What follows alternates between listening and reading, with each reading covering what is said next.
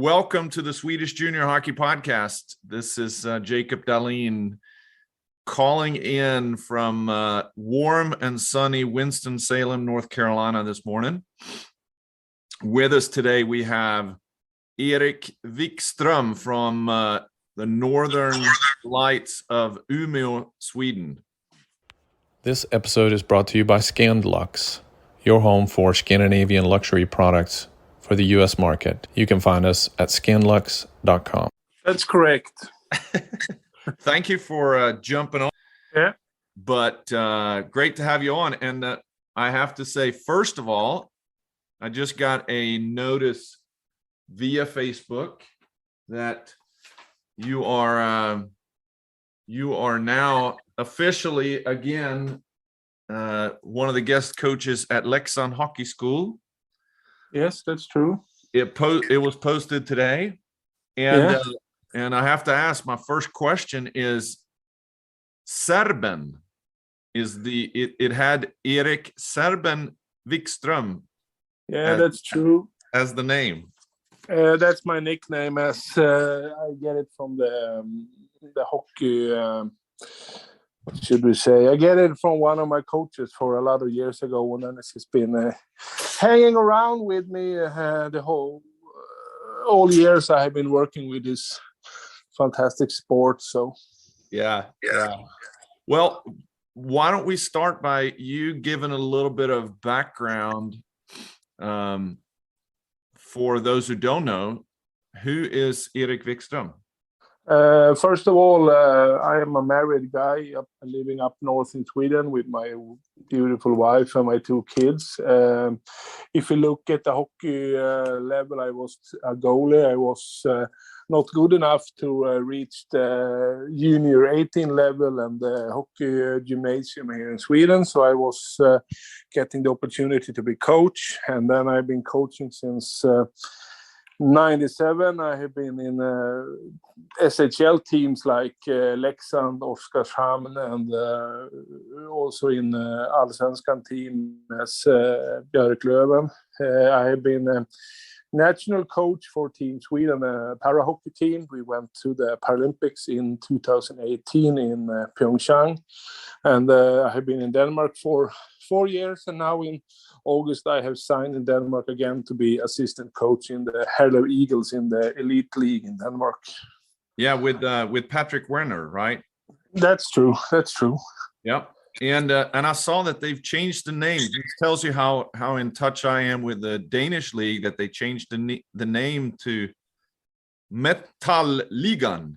Yeah, that's true. So it's those guys who is the biggest, who is getting the name for the league now. Yeah, and that's the old that's the top league in Denmark. I guess it used to be called the elite serien, like Sweden, right? Yeah, back in the day. So now it's Metal-ligaen, and yes, it's a good league. They have players from the Swedish Allsvenskan and the Swedish SHL and the Canadians from AHL and CHL and leagues like that. So it's a really good league, and it's been better and better every year since I was there for the first time. Yeah, and so for you that are looking up Erik on Elite Prospects, is Vikstrom with a single V. Yeah, and what you'll find is many years of junior hockey coaching experience beyond the rest that you just talked about. We do want to touch about Paralympics and the sled hockey. I'm really interested in hearing your perspective there as well. It's pretty big here in the U.S. and Canada, of course. But let's start.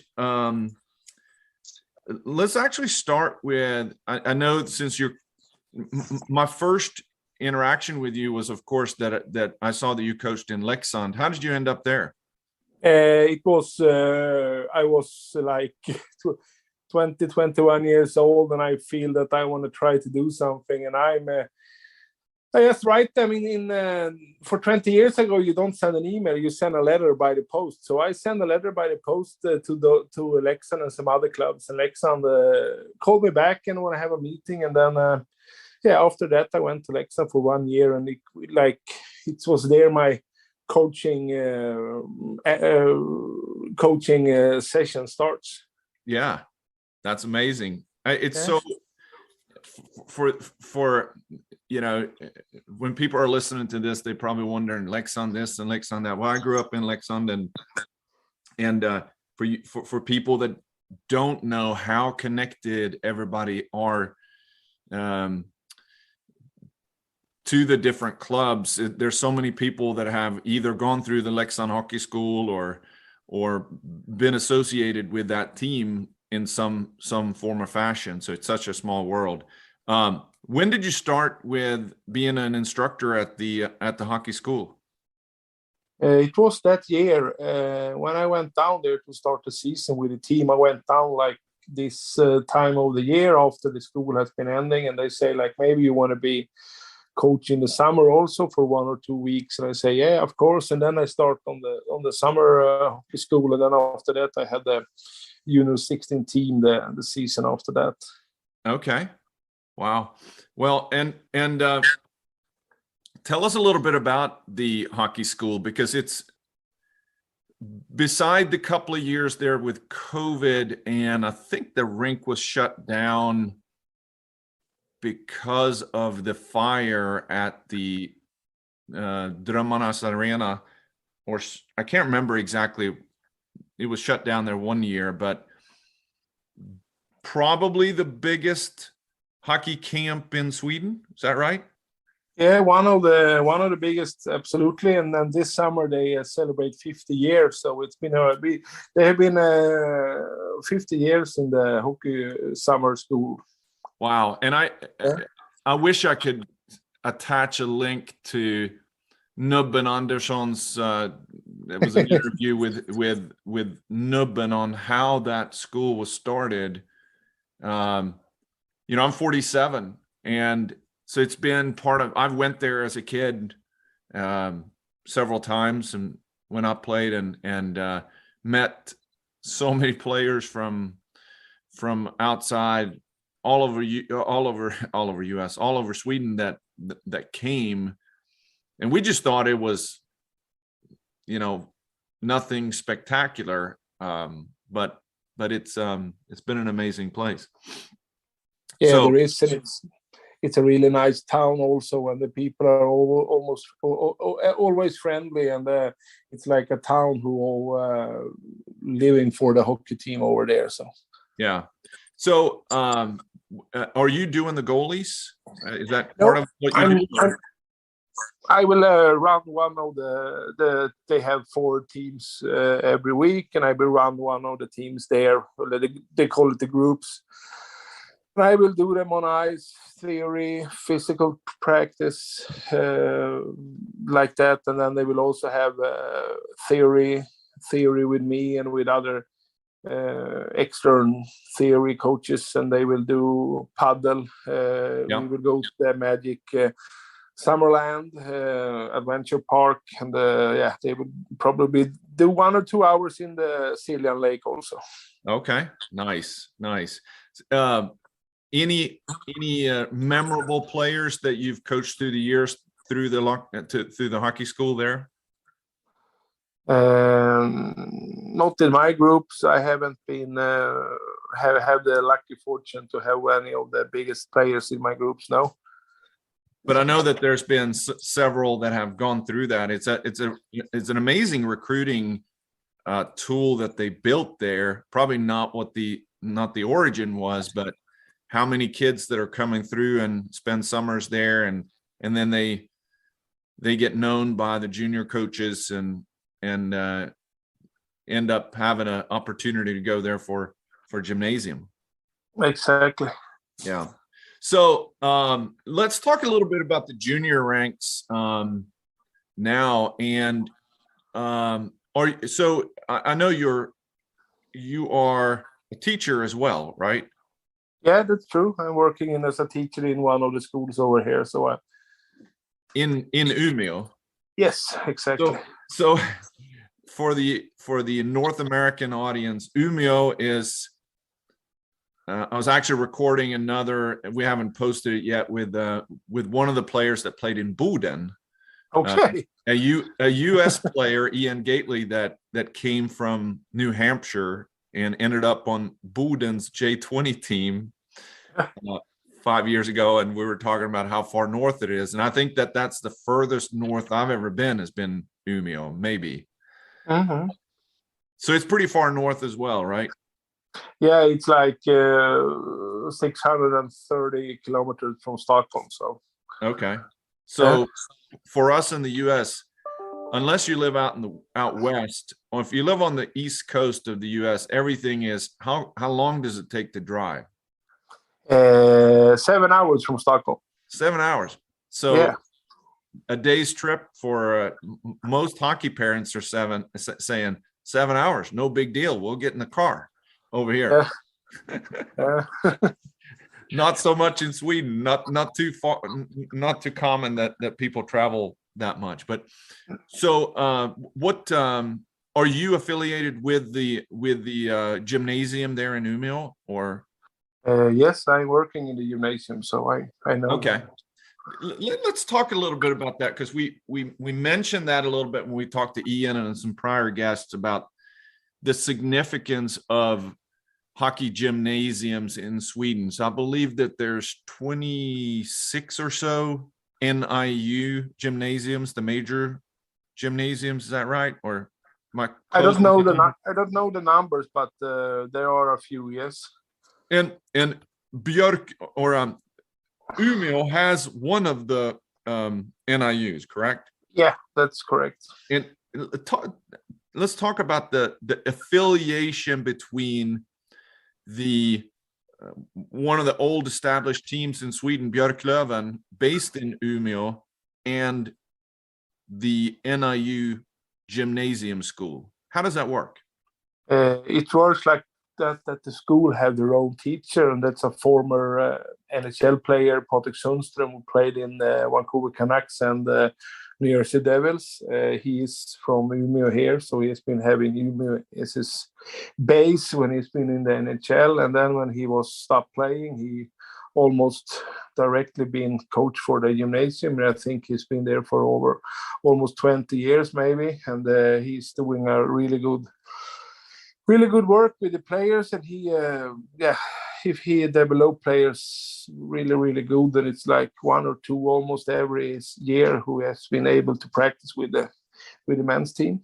Yeah, and Björklöven is now in Allsvenskan.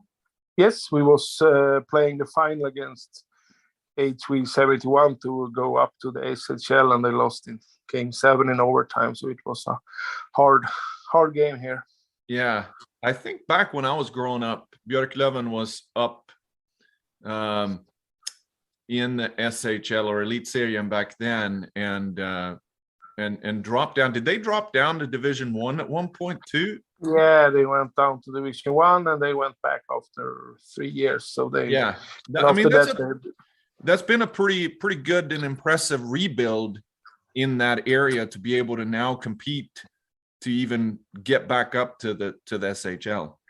Yeah, the club and the organization and everyone has been doing hardworking work, and it's been maybe hopefully it will pay off this year, that maybe they can do it in the end of May 2023 to go back to SHL. Yeah. So what's the name of the school there that is affiliated with Björklöven, the gymnasium? Maja Besko Gymnasium. Okay.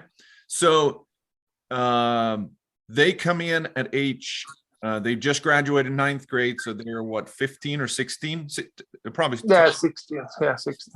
16. So they finished U16, right? Yeah.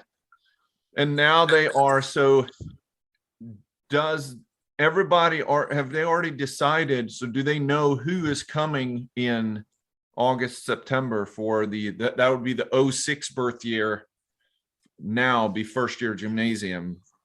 I think that a lot of gymnasium know quite early who players they are interested in and who they want to take in. So, but it used to be official in all web pages and all that stuff around January. So okay, So let's talk a little bit too about how Swedish Hockey Federation divides up the junior leagues by regions. It used to be J18 Elite, now it's called J18 Region. Which one is Björklöven J18 in? They play in Junior 18 North, and it's teams from, say, Luleå down to Timrå, and then you have Östersund, who is a little bit, say, inside the country. Yeah, on the east coast there. And about maybe 10 teams in J18 Region North. I think it's 12 team, maybe 10 or 12. I'm not really sure. It was I think it's 12 teams, because you lost 5 after Christmas. So I think it's 12 team who plays. Yeah, it has 22 games. Yeah, you play 12 teams. Okay, and then so they start in around September, and then they go until then they play home and away against all teams, and top 5 will go to U18, they call it Allsvenskan. You play the North country and the side of the country. Say like they split up the tournaments around Stockholm, and then you play North and South, and then from there you can go some special ways to the quarterfinals. I don't know exactly how it works. So it was some years ago I was into that. Yeah, and I think that's a pretty interesting. So if you are one of the top teams up north, you end up traveling quite a bit down south. Yeah. Then you have this Stockholm journeys on the weekend. So yeah, great experience. And then if you didn't do so well, then you remain and play less. The number of teams are shrunk, so you lose 5 teams and you play the rest of the teams, and there's relegation. And I think it's 4 different relegations: North, South, East, West. I think all the 4 regions have different kind of regulations. The only thing I for sure know is that the top team in every 4 tournaments after Christmas, they are allowed to play for the championship with the teams who went to Allsvenskan. Yeah. So does Björklöven, do they have 2 teams in the J18? No, they have 1 team. They have 1 team. I know that some clubs have a top team and then a lower division team as well, depending on the number of players. Okay. I know Leksand, they divided with Herrarsbygden is their Division 1 team, which is still a very good team. Yeah. All right. So then and pretty common then. So if you are living up north so Björklöven recruits from all over the country, or mainly players from up north? Hard to say. I think they like to take as much players as they can from up here, but if a really good player wants to come, why not bring him in? So, but what I've seen the last year, they take a lot of guys in from Umea, but it's if you have had over the years at least players from Stockholm here, so I think they look everywhere. Yeah. Well, I mean, if you got a guy like Thomas Sandström, who's a living legend, not just in Umeå, and not just in Sweden, over here, he's one of the guys that many people recognize, and what a winner. I remember him as one of the toughest players in Swedish hockey history. He was good forward. Yeah. All right. And so that's going to be interesting to kind of follow throughout the year here. We will be kind of profiling different teams and how they are doing, and bring some different people on about, when as we get into the season as well. So Björklöven will be definitely one of them that we'll be following.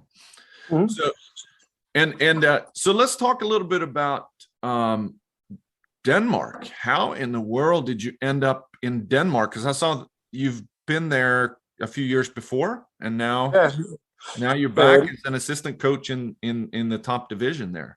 That's going to be exciting. it will be a really exciting. When I went there for the first time, I had an agent, and he called me and asked, "Do you want to be coaching in the Danish Elite League?" And I say, "Yeah, of course. Every guy and every coach want to be in the Elite League." So then I took it, and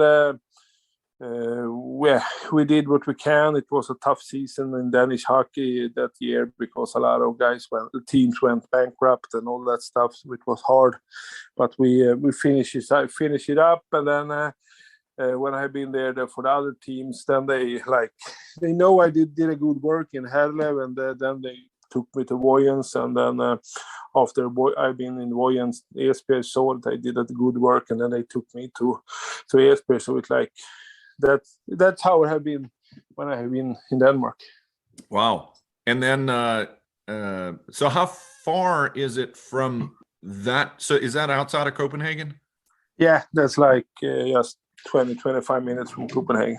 Okay, so that's the plane ride from Copenhagen to Umea.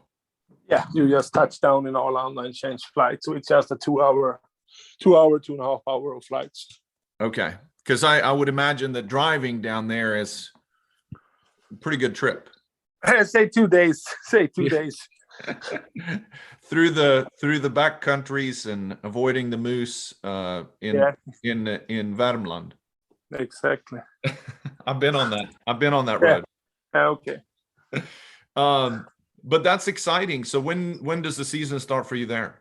We start in the 8th of August. We have the first practice with the team, and then we have the first tournament game already the 3rd of September. So it will be a short preseason, and when it starts, it will start right away, and it will be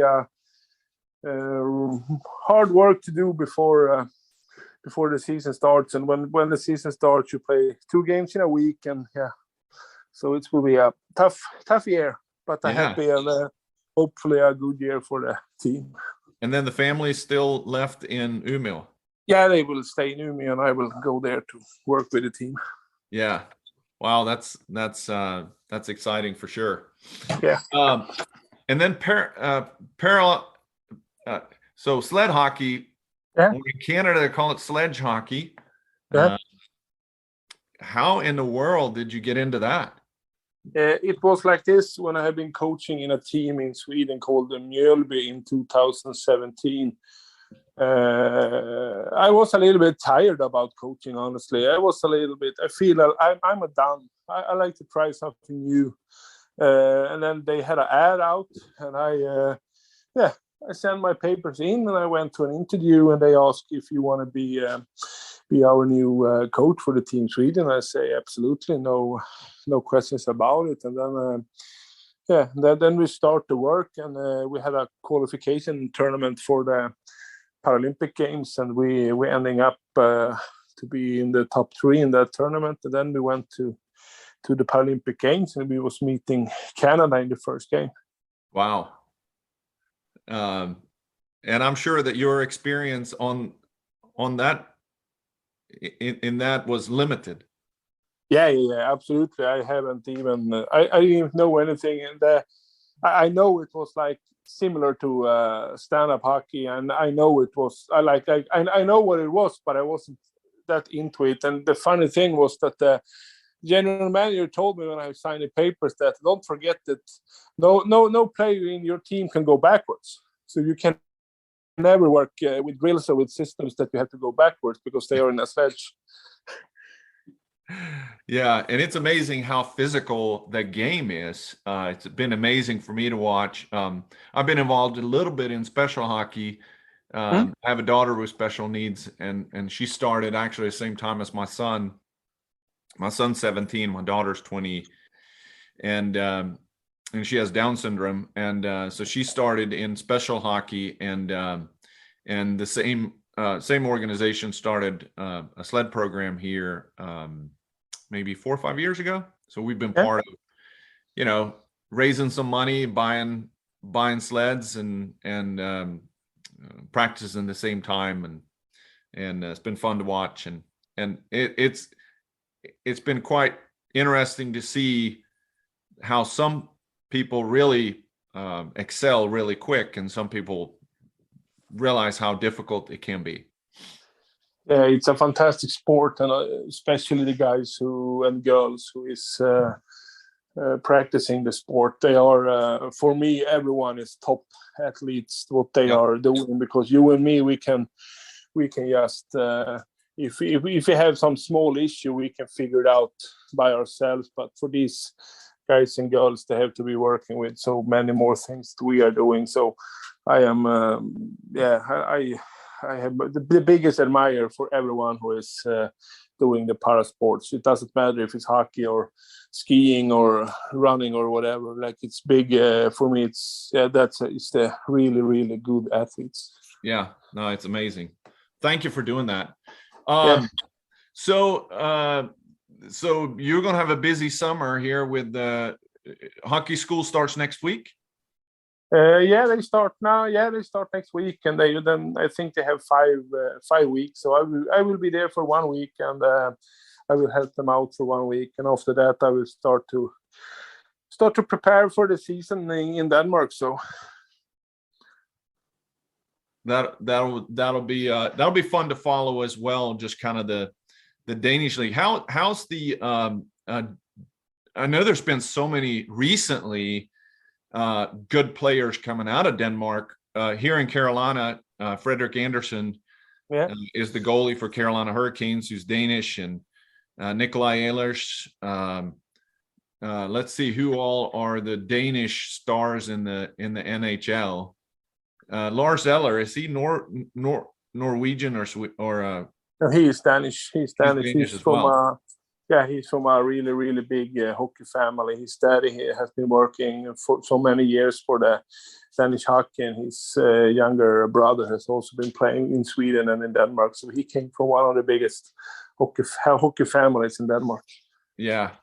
Of course, I grew up watching Heinz Ehlers and Jens Nielsen, who were incredible hockey players back in those days when the Danish system wasn't as established. But and I know Jens is he still coaching in Denmark now? Yeah, he will be coaching the assistant coach for the men's, and he will be head coach for the junior 20 team. So I will probably meet him this season, because we have some young players in Herlev who I think will be prospects for the 20 team.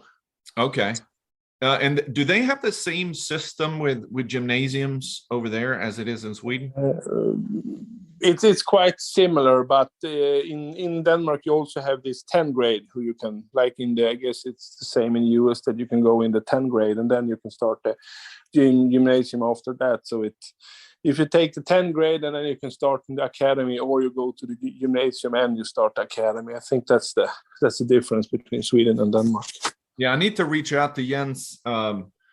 It's been a little while since we talked, but he would be someone great to talk to about, since he's been in Sweden for so many years and have gone back and talking about junior hockey over there, especially coming up here with the draft to see what players that he thinks are going to be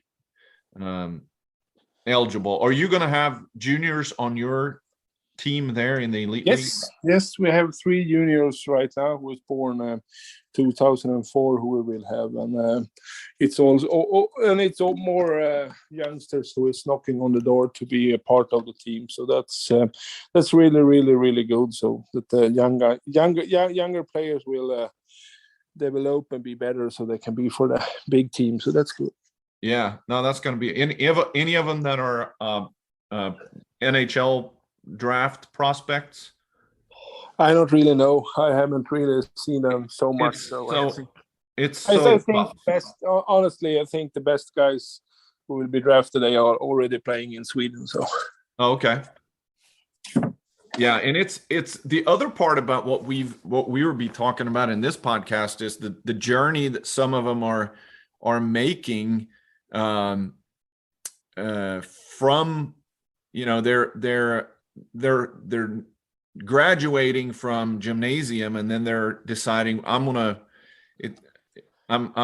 not quite at the level to break into SHL, and instead of playing Division 1, I'm just going to go and try the collegiate ranks over here or in Canada.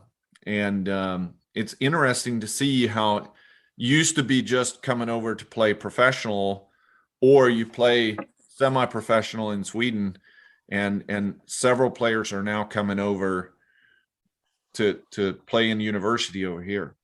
Yeah.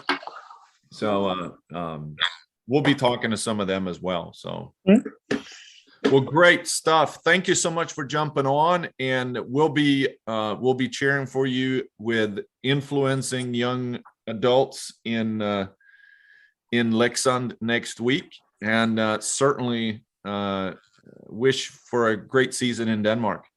Thank you, Jakob.